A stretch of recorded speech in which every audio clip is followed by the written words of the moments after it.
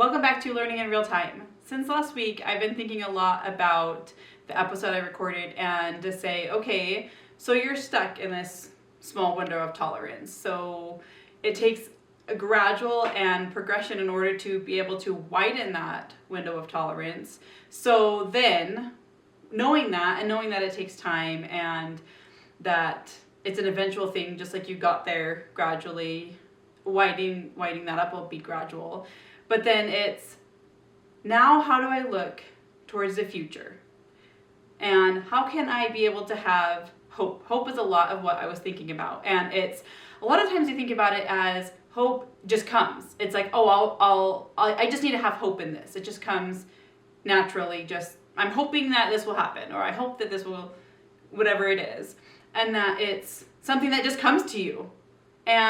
And so this week I've been thinking a lot about that, about hope and what it actually means, how it actually works, and to say, how can you use this to then, when you're stuck in survival mode, when you're stuck in that space, to be able to look towards the future with hope. So hope is not the same as optimism. Optimism is more passive, to say, oh, I believe that this will happen in the future, and I'm going to put my energy towards, believing that this is going to happen. And yet you're not doing anything for it or with it. Optimism just sits there, just to have that optimistic view, but nothing that you're actively working towards. And that's what hope is. Hope is active. A psychologist named Charles Snyder talked about how with hope, you have to have two things. You have to have willpower, which is the motivation to move towards something. And then you have to have way power, which is the ability to find at least one possible path or way to get there. But hope is saying,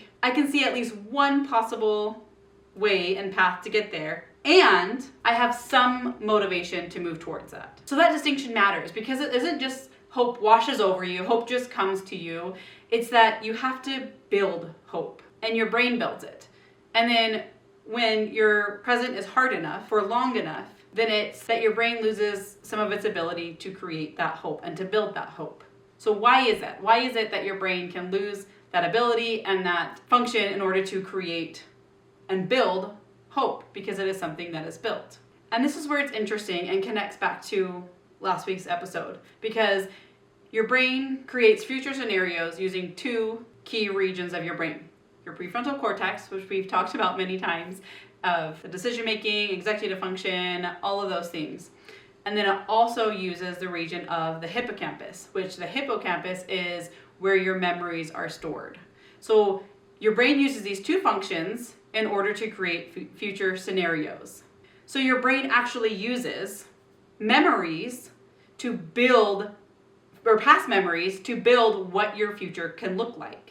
It pulls from what you've already experienced, what you've already been through, and then say, okay, what's the most likelihood of what's going to happen next? Or what can the future hold based on the memories that we have, or that you have, I have. It pulls from that to build a possible future, or many possible futures that you can then have hope towards.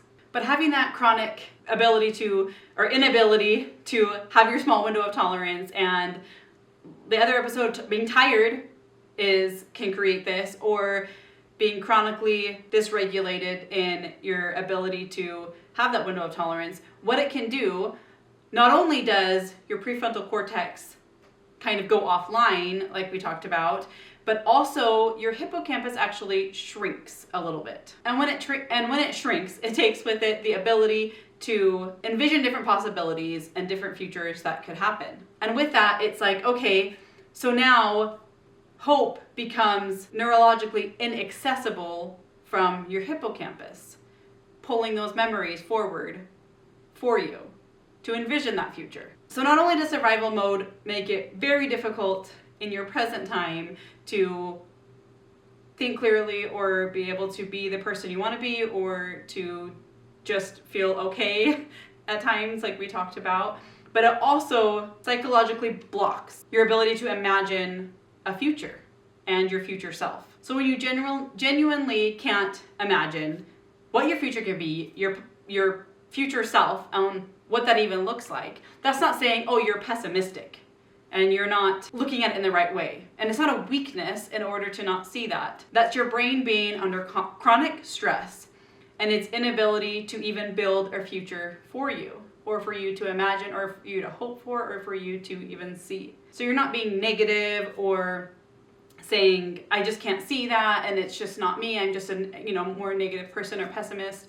Because a lot of times I feel that way too, where I feel like, I look at all the negative, I'm not an optimistic person sometimes. But a lot of it is that your brain has literally lost some of its tools in order to build that future, be able to bring that hope, not only for a better future, a while from now, but for a better future for the next day, or better future the next week or month. Just to build that better future at all, because you're stuck. And then along with that, there's also, there is a concept called realistic hope. Because there's 3 options that you can have, and only one of them is actual hope. There's false hope, which is denying that things are even hard, which is like toxic positivity of, things will just work out, or things happen for a reason, just stay positive about it. That's not hope, that's avoidance. And then there's false hopelessness, which is where, you look at the past and what the past brought and what happened in the past and the experiences that have happened in the past, and that the past will prove what the future will bring, which is on the other extreme of taking, this is what my past was, you project it onto the future and say, it was always like this in the past, and so now it's always going to be like this in the future. And I also find myself a lot thinking that way. Obviously not the optimism, false hope, but false hopelessness of, this is what's happened, and this is what will continue to happen. Even in conversations, I find myself saying, this is how they've always reacted, this is what they've always said, this is what they've always done when this has happened. So, therefore, when I say something, or when I do something, or if something happens again that's similar, this is how it will always be. This is how they will always react. This is how things will always happen. And that would be false hopelessness. That things will never change. Things will never be different from the past. But then you have realistic hope, which is in the middle of both of these things. False hope and false hopelessness is that, acknowledging things are hard. Things are hard in the moment, in the present. And it also doesn't say, it also doesn't not recognize that there is patterns that happened in the past. There are things that have repeated over and over again. That is also true. And yet, at the same time, it also holds space for, there is a possibility, and not a certainty, but just a possibility that things in the future can be different. So you don't have to believe that things will be better, and that there's no certainty with that, but just a possibility that things could be better. And that's actually what hope is. So if chronic stress or chronic survival mode or chronic tiredness or whatever it is that has kept you stuck in this, and being able to say, now what? If it shrinks my brain's ability to be able to have hope, or the capacity of hope, then how do I get this hope back? How do I even move forward in the future and not just be stuck here? Because if I don't have that capacity, then how do I move forward?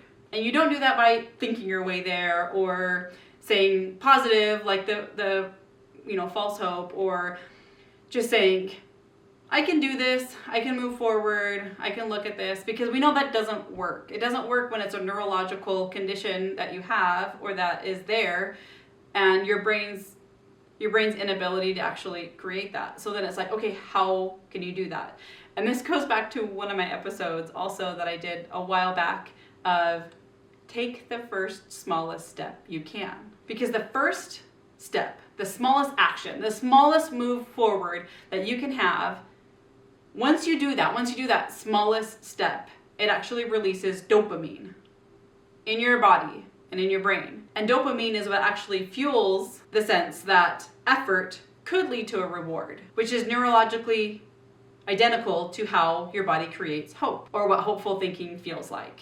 So it's what is the first small step I can move forward towards anything? And honestly, it can be anything. It doesn't have to be okay, this is what I want my future to be, and I want to, have this entire future, and I can't even picture it right now. It's not even that to say I need to move towards this massive big thing, but it's what's the first small step you can do for anything to say, I just want to get outside. And what's the first small step to do to get outside? And maybe that's, okay, let me put my shoes on.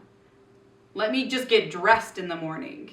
Let me just walk outside to say, okay, I'm out here now. I have my shoes. I put it on. I got dressed. This is the first small step. And sometimes that's even what it is, depending on where you are in survival mode. It's just the first small step. And maybe it's something a little bigger. Maybe you can already do that. Maybe it's, hey, what can I do for the future for tomorrow? And maybe that's the first small step is opening up a planner and saying, I can, write down one thing and let me just write it down. And the act of just checking off something on a list releases that dopamine too. So what is something small you can do tomorrow or that you can do later today if you plan at the beginning of the day or the end? What can I make sure that I know I can check off on my list that can release just a small amount of dopamine? Because that's releasing of that small amount of dopamine brings that neurological function as hope.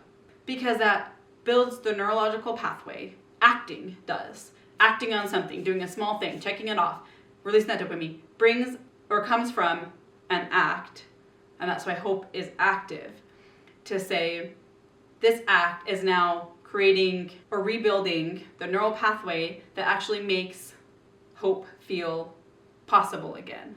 So then how do you look towards the future without or when the present feels so heavy and feels so hard and you feel so stuck? And you are moving a little bit trying to get out of that. But if you can't, or if you're not, then how can you even look forward towards the future?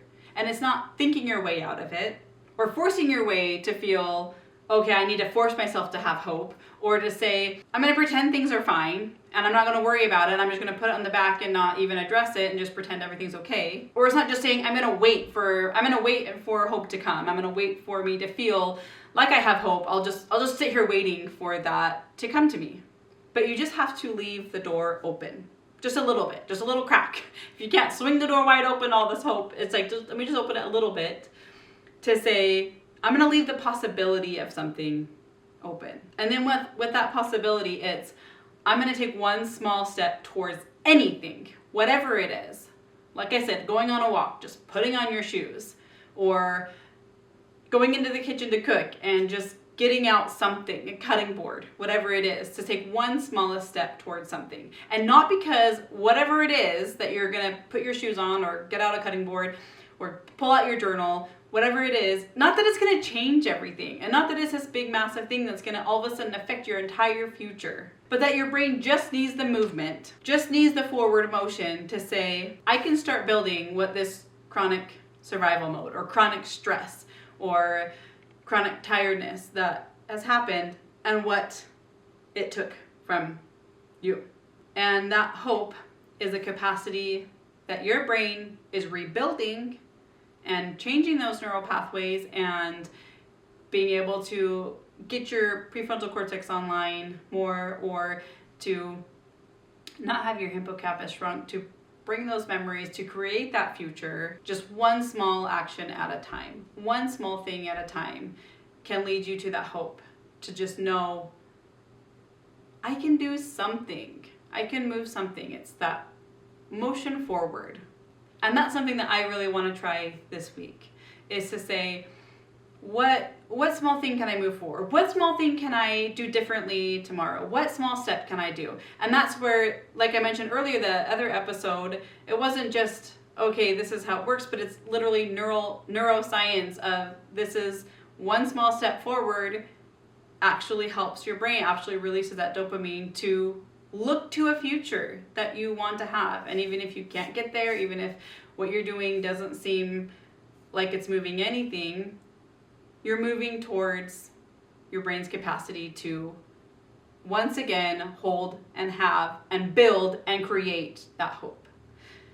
So if you have questions, if you have comments, if you have experiences or stories or anything, I would love to hear all of it. I would just send me a message and I will try to respond, or I will respond. But until next week, I hope you guys have a great week.